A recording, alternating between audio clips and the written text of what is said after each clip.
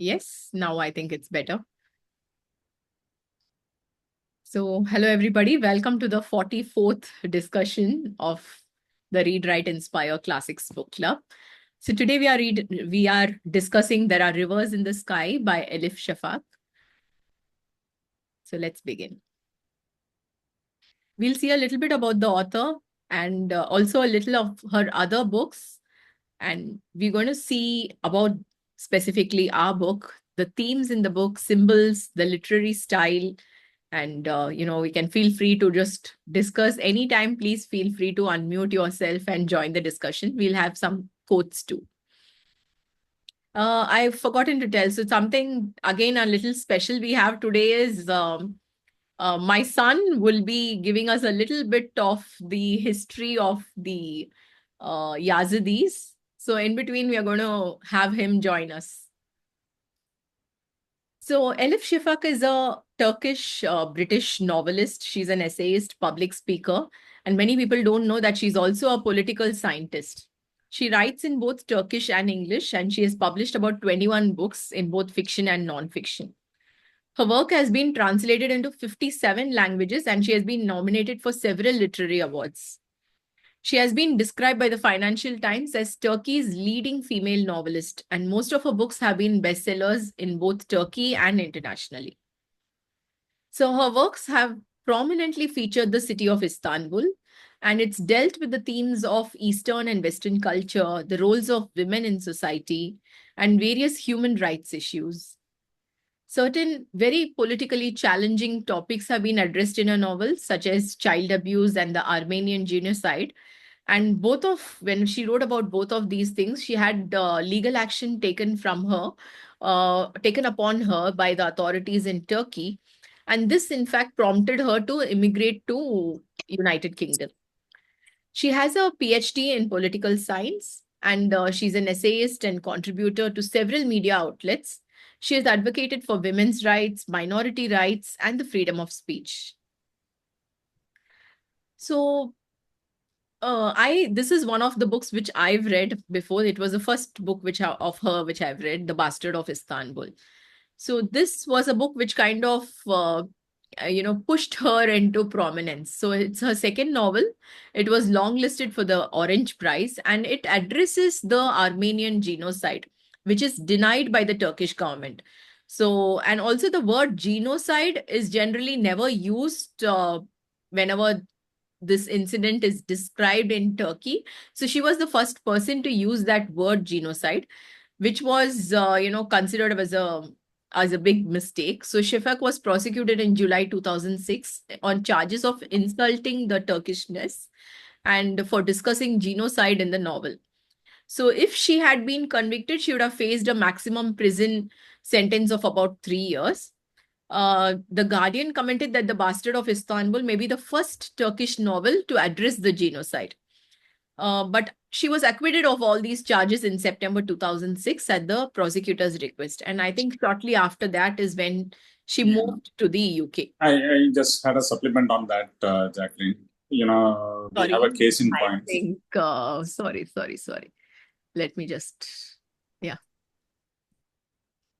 it's muted. Okay. And something about her other novel, which is The 40 Rules of Love. This became a huge bestseller in Turkey upon its release. And this is considered as the book which is sold the most in Turkey. So it sold about 200,000 copies by 2009.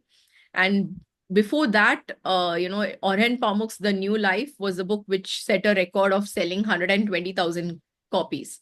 And Elif Shafak was actually even overtaken him. And maybe by now it would have even doubled the number. So it was also nominated for the 2012 International Dublin Literary Award. In 2019, it was listed by the BBC as one of the 100 most inspiring novels and one of the 100 novels that shaped our world.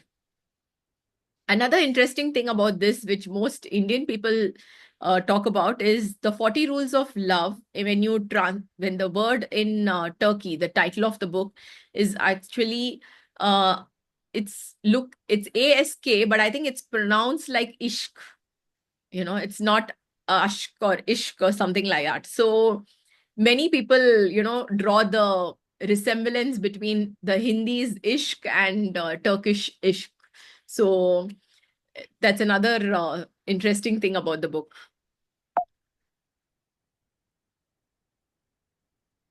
So coming to There Are Rivers in the Sky, this is her latest novel. It's a split timeline novel about water. And it reaches from the Assyrian king Ashurbanipal to a hydrologist in the present-day London. It spans centuries, continents, and it links 3 stories across time through the elemental force of water. So the story talks about 3 characters: Author, a gifted boy in 19th century London; Naren, a Yazidi girl in 2014 war-torn Mesopotamia; and Zalika, a Turkish-English hydrologist in 2018 London. And you have one lost poem, the Epic of Gilgamesh, and 2 great rivers, River Thames and Tigris, and a single drop of water. All these, I mainly wrote about it in this way because it seems like such a disconnected thing. But when you read the book, it feels like everything, there are 3 very similar, stories which are flowing through, and then everything kind of very beautifully ties up towards the end too. So the main theme of the book is water. So water and the interconnectedness. It's the central force, the linking force between all the stories and the cyclical, interconnected nature of life. So the way how the author, takes the journey of a single raindrop across eras, connects characters, suggesting human lives or like waterways are also one continuous flow. And one reviewer notes that the Thames and the Tigris meander through the book, defying time and forming another connection between the 3 narratives. Shafak even has a character declare that the story of humanity cannot be written without the story of water. So it underscores how deeply human history and fate are tied to this element. And she also talks about how water remembers, water carries the past forward, water binds people together. So I thought all the connections and the symbolism which she's drawn between water and life and the society, the humanity of it, and the whole thing was done very, very beautifully. Another important theme is memory and forgetting. So closely tied to the water motif is the theme of memory. So what is remembered, forgotten, or preserved? Each protagonist grapples with memory in a different way. So authors, got this photographic memory, so he can recall the past in extraordinary, detail. And this gift elevates him in the slums, yet it burdens him with so many painful recollections, which he just cannot forget at all. And again, Naren tries to memorize sounds and stories of her heritage before she loses her hearing. So she wants to preserve it and remember it always. And Zalika is haunted by memories of her parents and of a failed marriage. And so memory plays such an important role in the whole thing. And then there, the author also contrasts between how humans forget, but water never. So she says that, water retains memories while humans forget. So that is the powerful metaphor which, forms in the book and which talks about the transience of human life versus how nature is more enduring and it lasts. So in in this book, basically, memory is both a blessing and a curse. Another very interesting timeline which is woven very subtly, not really on the face, but there are places where she talks about it, is about colonialism and cultural heritage. So author's 19th century storyline, we see a critique of imperialism and how they have plundered cultural artifacts. And these lamasas are brought from somewhere else and placed in the British, museum. So Arthur becomes involved in the Victorian era excavation of the ancient Nineveh, which is in present-day Iraq. So all this raises questions about who owns history and whose stories are told. An entire British museum itself is like a museum of artifacts from everywhere but Britain. I think there's hardly anything from Britain. It's from all around the world, including our Kohinoor and our diamonds and everything which are placed there. So it's a very interesting thing to see, who owns Sati this. Tharoor called it a Chor Bazaar. Yeah, they call it Chor Bazaar, I know. Sati Tharoor. Seriously, sometimes there's literally nothing there about Britain, frankly. I think if they have to talk about the history, probably they'll need to keep an old samples of polluted Thames and everything only. Like obviously there's been nothing. Even when we read the book, we realize how has 19th century, A been.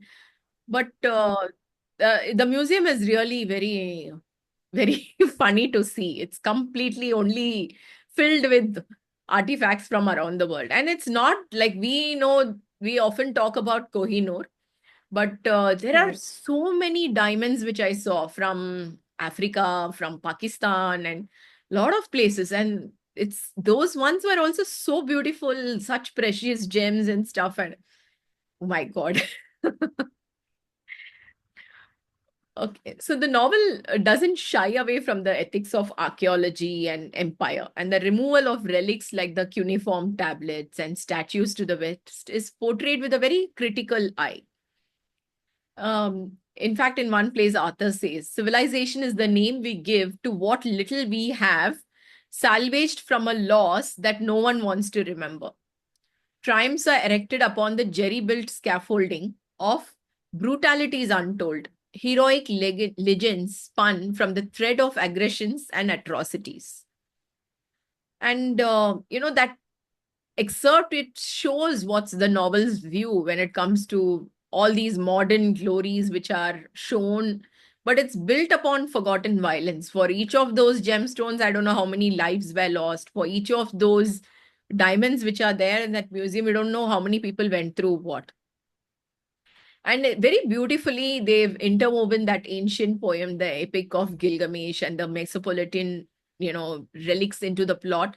She shows the tension between cultural memory and colonial appropriation. And finally, it prompts the readers to question, what is the cost of progress and colonized cultures and artifacts.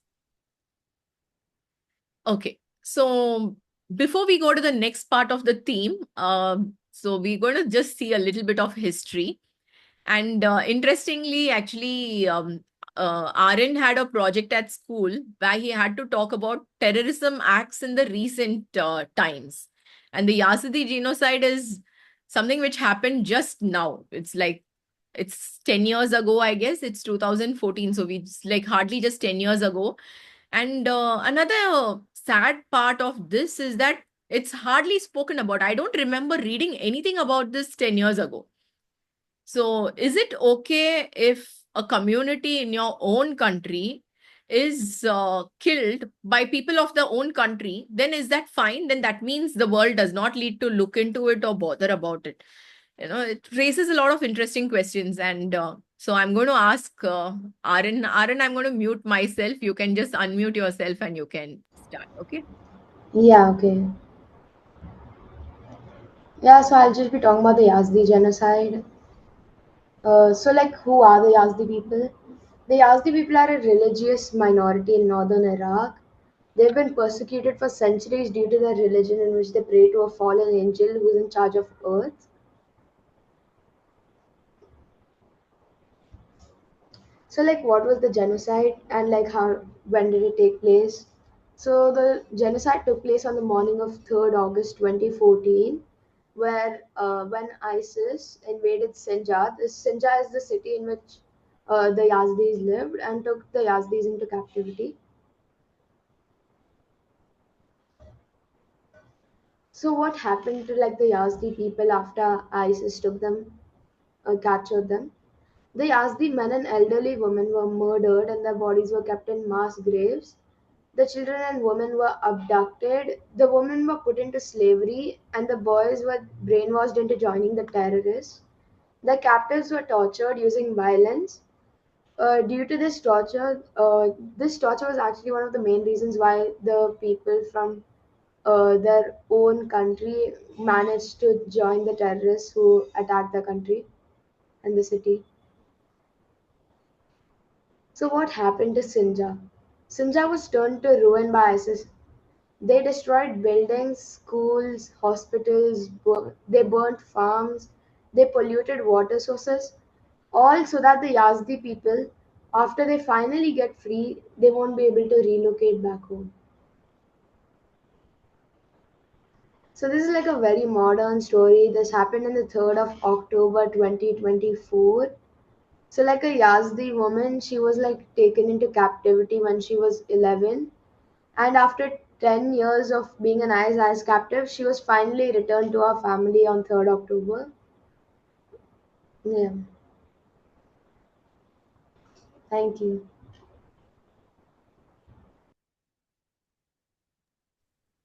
Thank So you. congratulations for the debut performance, sir. Welcome to Very our group. good. That is Uh, so good. I wish finding you often, if madam permits. Thank you. So the slides were made by him, and it's his slides I've added into my presentation. So those were made by him for school. Good So job. good. Very good job, Arun. Very good job. Welcome. Thank you. Uh, So in the book, Narin is a Yazidi. It's a community which has suffered genocide and enslavement only because they pray to a different god. So they give, I don't know exactly how the story goes. So there is a fallen angel in the same religion only. It's in Iraq only. It's the same religion, but there's a fallen angel to whom they pray. And for that, they are considered as like some devil worshippers or something like that. I think that same word comes in the book also, devil worshipper, where the person who is using that, I think it's the truck or something which is riding, and this girl's naming ceremony or something which is going on near the river. And he comes and he calls them, these. He says it in his mouth, but she hears because she can't hear properly. She reads his lips, and she knows that he's calling them as devil worshippers. So that's exactly their feeling, and that was the only reason for them to, kill the entire community.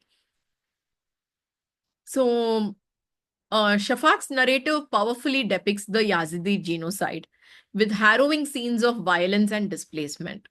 And mostly whatever she describes in the book was exactly the things which happened. The cradle of civilization, which is Mesopotamia, has often been a scene of terrible conflict. And in the novel, this historical brutality affects all the three main characters. Arthur's world is shaped by imperial wars and their aftermath. Narin directly endures ethnic persecution and loss. And even Zalika's life is shadowed by the Middle Eastern conflicts through her family's heritage and the global ripples of war. Yet, amid the darkness, Shafak emphasizes resilience and empathy. So her empathetic narration makes the character's suffering deeply palpable, and it invites the reader's compassion. Each of the characters stands out, which I think is a very difficult thing to pull off in a book. You usually have one protagonist, but to have three protagonists and to make you feel for all three of them, I think is something which she's been really a master of. So the novel also finds these little glimmers of hope and lessons in adversity. Well, this world is a school and we are its students. Some people learn love, kindness, others, I'm afraid, abuse and brutality. But the best students are those who acquire generosity and compassion from their encounters with hardship and cruelty. So this is actually the entire theme, I would say, of the book. And this is what she wants to say, that despite the abuse and brutality, even if you've not got love and kindness, and even if you've got only abuse and brutality, to give back generosity and compassion is just what, she wants to convey through the book. Shafak thus balances the portrayal of trauma with an undercurrent of hope and moral awakening. Erasure of women's voices. Again, the book can be called as a very, I would call it as a strongly feminist novel because there's a strong theme of feminism which runs through the book. She talks about how women's stories are often omitted from recorded history. So she pointedly asked, why are women left out of history? Why do we have to piece their stories back together from fragments like broken shards of pottery? So it also, this book is often also an effort to recover the lost female narratives. In each timeline, women's experiences, whether it's Naren's grandmother guarding the Yazidi cultural stories, or the contemporary tattoo artist Nen, who cherishes all these ancient myths, all of them are crucial to the tapestry of history, even if all the traditional accounts have forgotten them. And another, so another beautiful thing is Nisaba. Nisaba is the Mesopotamian goddess of writing. And it's really true that they used to say in these, tablets that praise be to Nisaba was actually, a real thing which used to happen before. And slowly, no one even knows how did it change and when did it change and why did Nisaba's, name just slowly just get erased out of the thing. And she's been called as a fallen angel. She's been called as the importance given to her was slowly and surely just removed. And when you read through the history of it, when I was just trying to find out more about her, I realized that there is no clarity on why that happened itself. Suddenly there is this female goddess who is forgotten, and a male goddess takes her place. And that's why when Nen's tattoo shop is named the Forgotten Goddess, it is also a symbol of all these long neglected female deities and the figures of the past.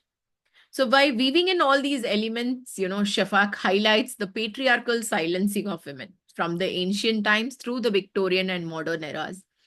And she makes it a point to honor feminine voices, mothers, daughters, goddesses, creators, all the people that history is often glossed over.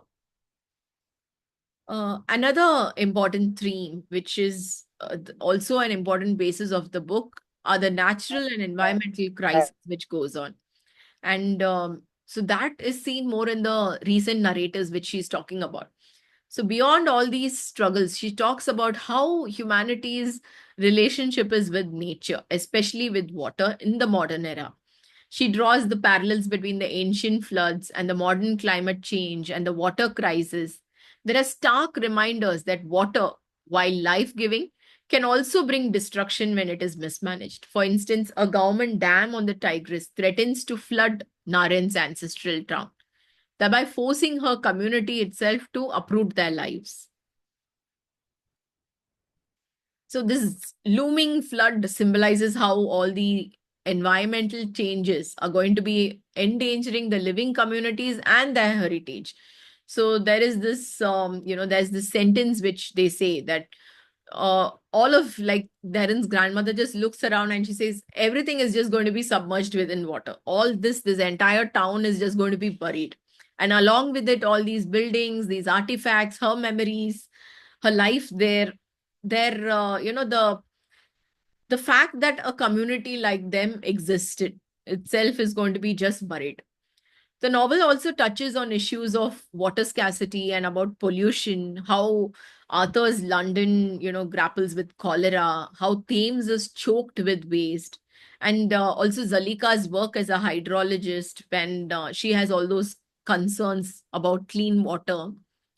And by depicting floods, droughts, and contamination, the dark side of water, along with the water's connective role.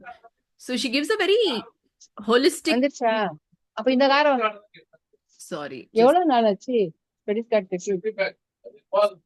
Sorry. எனக்கு வேற அந்த புது கார்டும் போக மாட்டேங்க. Sorry. Yeah. Is my share screen still there? It's there. It is. Okay. Right. Let me continue. So yeah. So water is shown both as a nurturer and as a destroyer, and depending on, I would say, man's relationship with it. So it's a cautionary note also about the environment, and she reinforces the idea that how we treat nature is going to have a consequence for us as a civilization too.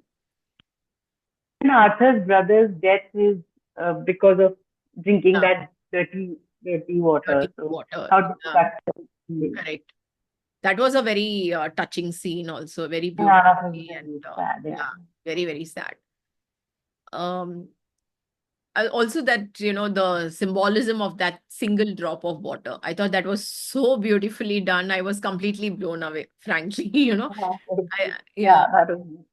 and the way that single drop of water is described, and I really loved that whole thing of how that just flows through the book. Drop of And water. Yeah.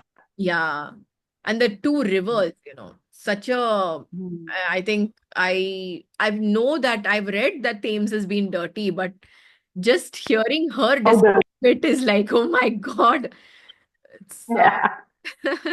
Every time I read a Shafak, I sit with Google open because there are so many words, so many ideas. One, there's like, of course, Gilgamesh and all of that, and then mud laughing. I didn't know what was mud laughing. Do you know what it is? No, I I had didn't. no clue. I was just sitting and Googling everything. What does Yeah, he mean by this? But how dirty it must be if there's like people make a career out of that. Like we have rag pickers. my God. That's They, what it was yeah. like shocking. And also the descriptions, of she has uh like how Arthur is named. There's a kind of Hmm. humorous tone Hmm. which is there with a tinge of sadness also. It's Yeah. shock Yeah. also, sadness. I think she pulls it off very well. I have read The Bastard of Istanbul before, but I thought There Are Yeah. I Colors in had the Sky seen. is a far superior one to whatever, whatever I've read before. I'm not sure. 40 Yeah. Rules No. of Love. Have you read it, Tulika?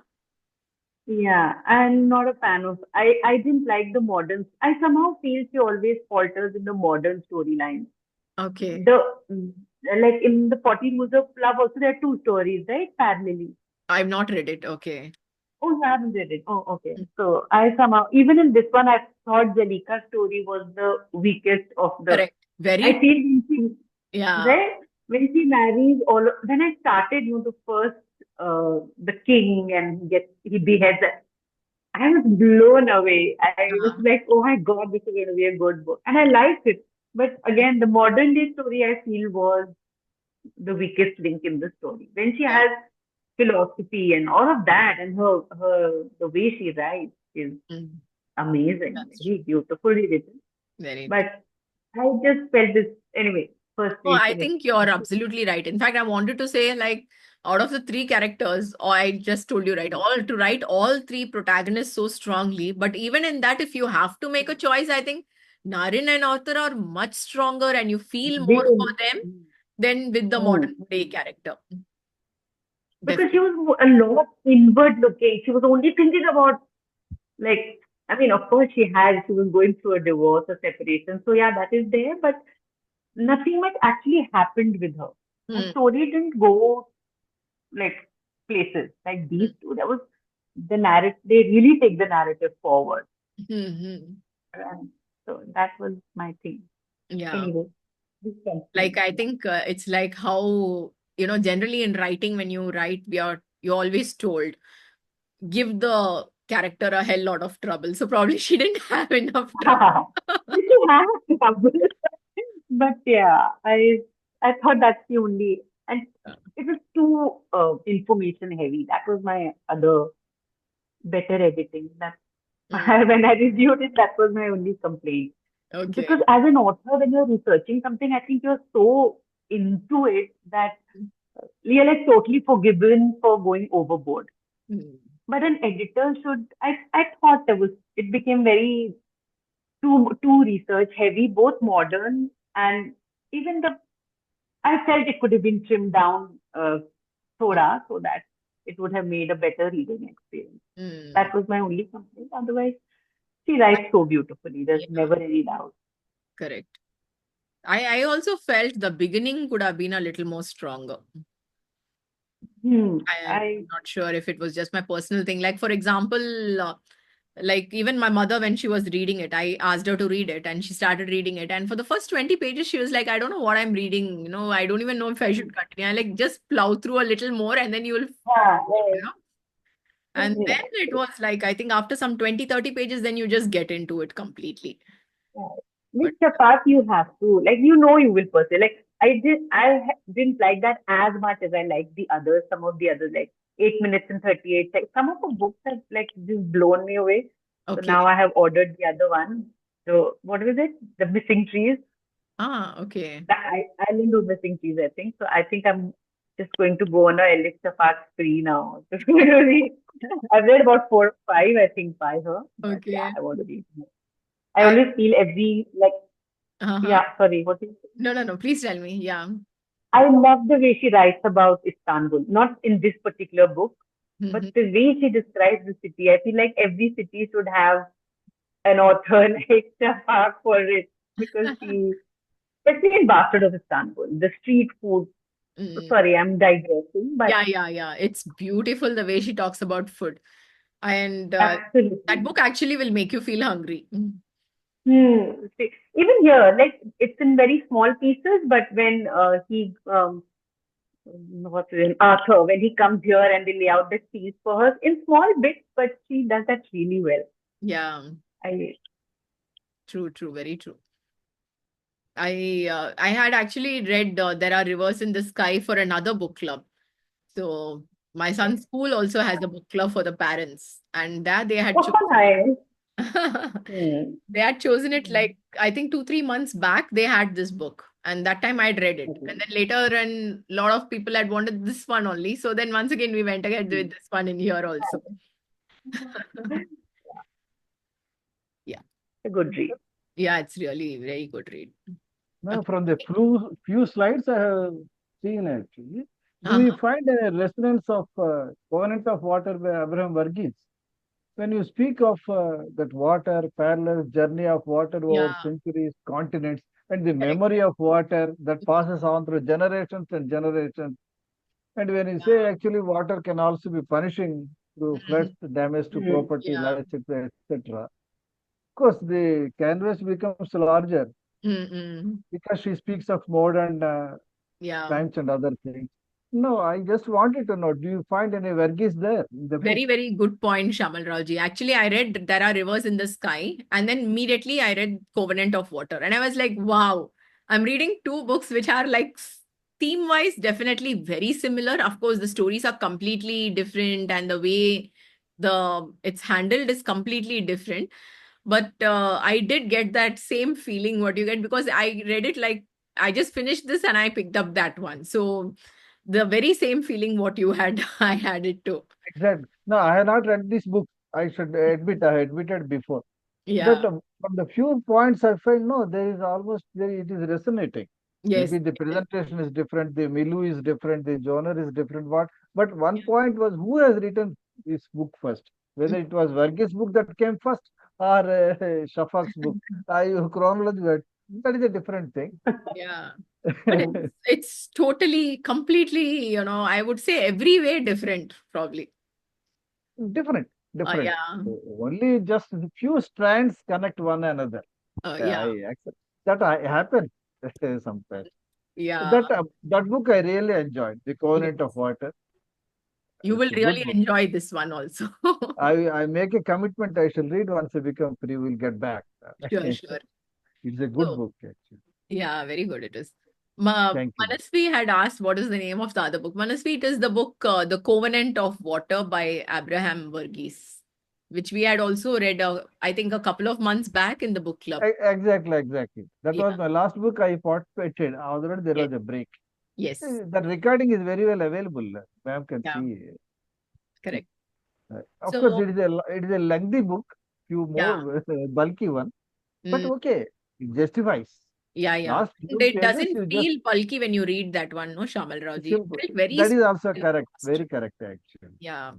The last few pages are so touching, really. I still have to come out of that. Yeah. Thank you, ma'am.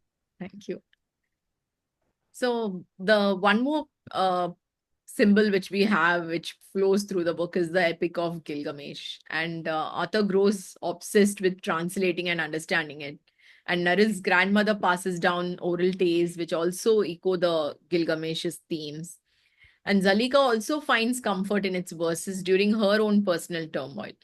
So the epic actually symbolizes the timeless nature of how human stories and wisdom, how it's its presence in the novel reminds readers that the struggles with mortality, legacy, the flood, everything has been with us since antiquity.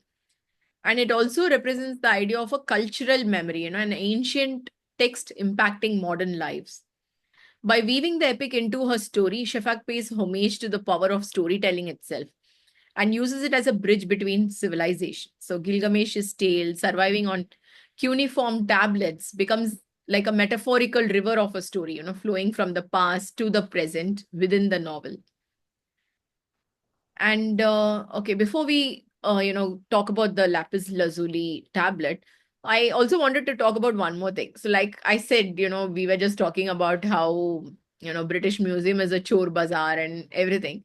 But somewhere, I feel like even if you compare the same thing with the Yazidis, what happened with the Yazidis? So the dam is built, the place is flooded, people are killed, all whatever is there to remind us of such a community or such a group of people itself is removed.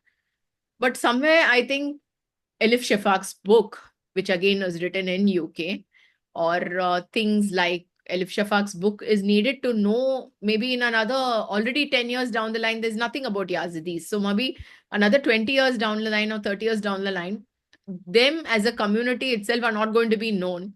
Unless and until now, they will be known. They can never be forgotten because of Elif Shafak's book, probably. And it's more accessible. Maybe there are some research articles or things which are there written somewhere. But as a novel, I think this is more accessible to normal people also to know about such a thing. And also,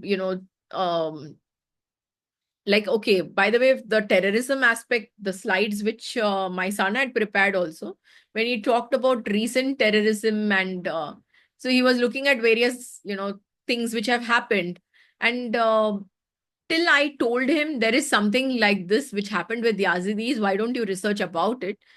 So there was nothing which popped up in Google or something about recent terrorism activities. Yazidis never came up when he looked at something in the last 10 years. So I think though we call them as Chor Bazaar somewhere, because if they didn't take those tablets and keep, probably they'll be just lying under the sea in Iraq with no one to ever, get their hands on it.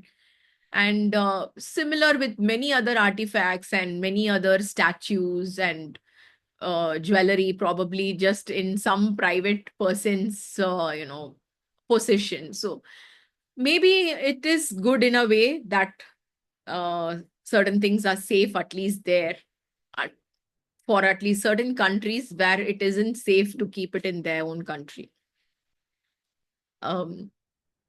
Okay, so next is the lapis lazuli tablet. So lapis lazuli is actually a blue color, a kind of a stone. And this tablet is the physical link to the Assyrian past. So it's brilliant blue color, the cuneiform script. All this makes it very beautiful and very vulnerable. And the characters in the novel pursue and they protect these artifacts. And the lapis tablet's journey raises question of who has the right to interpret and keep the past. So the tablet's enduring stone and the pigment contrast also talks about the ephemerality of human lives. How much do the stories outlast their creators? Like I was just talking about Shafak's story also. And its potential loss or theft among all these colonial excavations also highlights the perilous fate of history's treasures. So even now, they say there is a huge number of artifacts and paintings and things, like even Hindu gods and deities, which have actually landed up in some private collections in UK and Europe and even in Russia, rather than in museum. So at least if it was in a museum, we would at least be able to see it. Now, God knows where it is actually gone. So Shafak uses this symbol to underscore the themes of cultural plunder and preservation. So it's an emblem of the ancient world that, much like rivers, flow into the narrative of modern characters. Lamassu is another thing. So that was another interesting, symbol in this, where it used to be a guardian. And now, again, it's a silent witness to the ravages of time and the resilience of culture. The forgotten goddess Nisaba, we already spoke about her. how,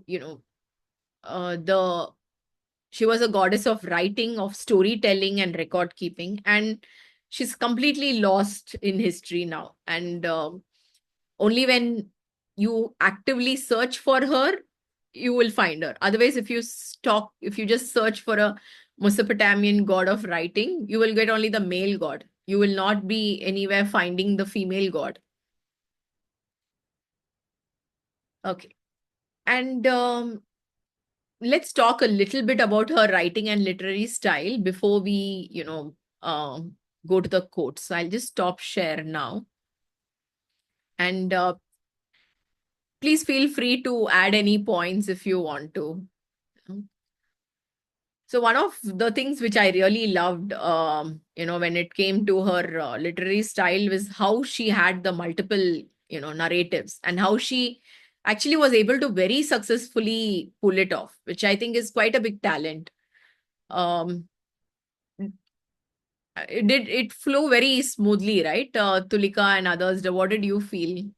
Yeah, she like it. Yeah, the flow was there. Not for a moment, except when she just goes too deep into that thing, into all the history. Too much repetition, I felt. Otherwise, yeah, the when the narrative is running, then there is no stopping.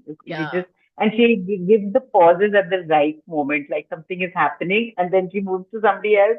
So you want to quickly get back to that story, to the one that she's telling. She alternates between the three stories very smartly. Yeah. Like she could see hope. That's it. And Charles Dickens also makes an appearance, no, in Arthur's timeline. Yeah. That was also very interesting to read. And I felt another thing was, it was very authentic to the period which she was writing. So when she was talking about the past London, that felt very authentic. The language, the way the dialogues are spoken, everything felt very authentic. So it was when it comes to Naren, and again, so it is when it comes to the modern time also. I think that kind of authenticity was something very good. Yeah. Yeah. Different voices she does very well. Yeah. As in, yeah. When Naren's grandmother is talking, it's it's exactly like how I remember my grandmother would talk. Like there's so many similes, and everything has a story, and everything has a lesson. Yeah. Like whatever she says, it's a very, how should I say, very rich kind of language. They never say anything directly. They always have that's a very typical old people's way of, not old people, Asian way of, they will weave in a story and a lesson in everything that they're saying. Yeah. And also that a little slightly philosophical kind of topic. Exactly. Yeah. They will never answer the question straight. It's always so that does really well. Yeah.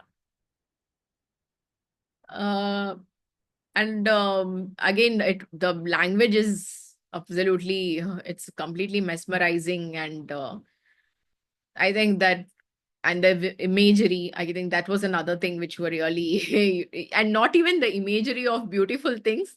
I think the imagery of all the filth, and how everything, the imagery of all the sickness which she spoke about when she spoke about cholera, and when everything was like, oh my God, the detail which she could go to was like both. That's what that, and then the arid here in Iraq when he's there, and it's so dry, and the wind, and she brings both sides very well. She does it very well. Correct. So I think, so that was mainly, and that the tone, the emotions, the omniscient voice which is there to talk about things, the language is very elaborate, and I like what you said, maybe some places probably the editor should have done maybe a better job. But I think sometimes when you are published so many books and you are famous and people like your language and stuff, they kind of, probably editors also kind of let go and give them the freedom to. Exactly. That was my problem. When I reviewed it, this is what I wrote. Like editors sometimes get awed by the author. But that's the whole point of having an editor. You're supposed to see that the reader's experience is not like I read two books back to back, and in both I said, "Oh my God, why didn't they just make it a little tighter?" Because she doesn't need editing otherwise. But just that when you do so much research, then you lose track of how much should go in the book and how much I should just keep away. Like Correct. not everything. I can imagine she must have been putting hours and hours of research. It's such a well done book. Correct. Not only the past, even the present, when she talks about from Zalika's point of view as a hydrologist, it was an amazing amount of research that she's put in. So somebody should have just, a little bit of putting it down. But I can imagine when when an author is like this, and you also second guess yourself as an editor. Yeah. As a reader, it's very easy to say right now. Correct. When you're editing, then you are very, very cautious. Yeah. It It becomes couldn't be, difficult but yeah, to. exactly. Yeah. That's it. Okay, let me share screen again, and I had some of the interesting quotes were there. Again, I have just taken a few quotes. There are mind-blowingly too many quotes in the book, and possibly you'll end up just like underlining the entire book. So I've just taken a few. So words are like birds. When you publish books, you are setting caged birds free. They can go wherever they please. They can fly over the highest walls and across vast distances, settling in mansions of gentry, in farmsteads and laborers' cottages alike. You never know whom those words will reach, whose hearts will succumb to their sweet songs. People fall into three camps: those who hardly, if ever, see beauty, even when it strikes them between the eyes; those who recognize it only when it is made apparent to them; and those rare souls who find beauty everywhere they turn, even in the most unexpected places. Beautiful quote. Beautiful. Yeah, very, very beautiful. Since you speak of beauty and three careers, very beautiful. Yeah, Keats comes to mind actually. yeah, I think of beauty, the joy forever, if you remember. Right? true. There is poetry in the quote. Thank you. Home is where your absence is felt, the echo of your voice kept alive. No matter how long you have been away or how far you may have strayed, a place that still beats with the pulse of your heart. Again, I felt this is so beautiful, such a beautiful quote. Yeah. Westerners take our past, our memories, and then they say, don't worry, you can come and see them anytime. But how do we even get there? Again, a very beautiful and a very powerful, statement. The ear never forgets what the heart has heard.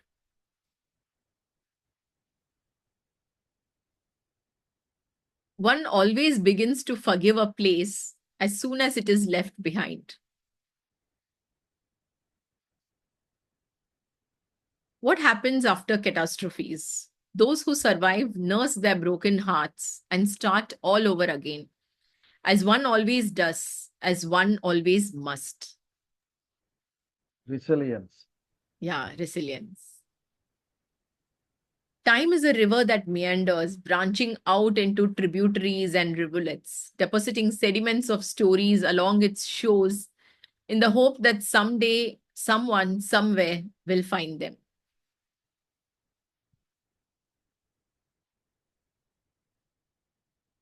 It is perhaps easier to justify the end of a relationship, both to yourself and to others, when there is a definite, tangible cause, no matter how painful.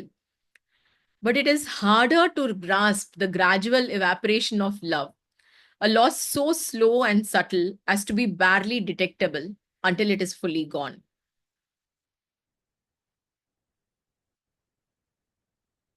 For every displaced person understands that uncertainty is not tangential to human existence, but the very essence of it.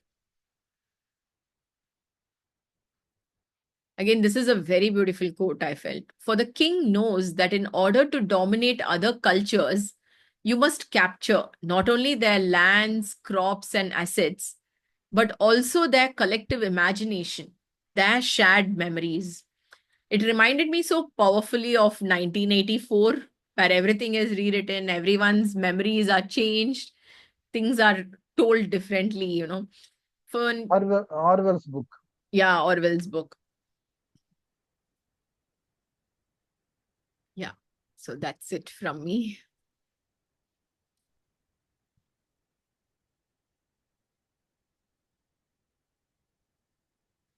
Yes, I hope you liked it, like the presentation. It's a very good Yep, presentation. as always. Yeah. The icing on the cake is your son joining in it. Thank you. Did I miss something, Tulika? I must have surely missed No, a lot, I think. there was some, yeah. Okay, actually, the whole book is a quotable quote. I know. Uh, The whole book is a quote, so I'm very sure I must have missed like another 40, 50 very, very notable quotes probably. Yeah, but apart from that also, even the themes, the other things also, I felt there's so much more also. Every time I was like seeing, I could think of something more, something more. So I think it's a never-ending kind of a book. What about our next read? I'm sorry I've not yet put up the poll, but any ideas? Like, did you see the options which were there? Yes, I did. Anything? Your three books. Huh?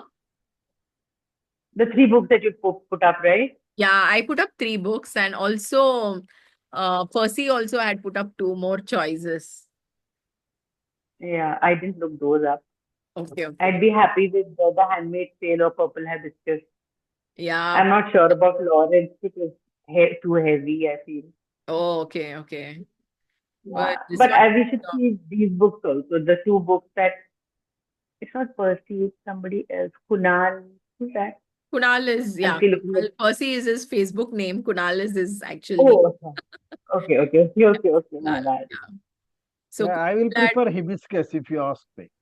Purple Hibiscus. Then we can go with it because I've not read it and I would really like to read it. We have read one Yeah. of her books, if you remember, madam. Yeah. Shivananda sir. Yeah. What was that? We read Americana, one no? book. It's Americana. Americana. Yeah. Americana. So Yeah, I wish I've read reading this her one, again. Mm-hmm. I'm good. A new book I is was coming out by the way. Oh, okay. Sorry. Maybe it's a good time to read Purple Hibiscus then. Yeah, Yeah. I've read it, but I'll be very happy to read it again. Okay. Thank you for Okay, then. endorsing the choice. Great then. It's a good book to read. So I'll make a announcement for Purple Hibiscus itself. I just thought it would be nice to read something, a women-oriented story because it's the Women's Day month. Yeah, good. Yeah. Yeah. Okay then. Good. So thank you everybody for joining in and hoping to see you soon. Thanks, Manasvi. Yes.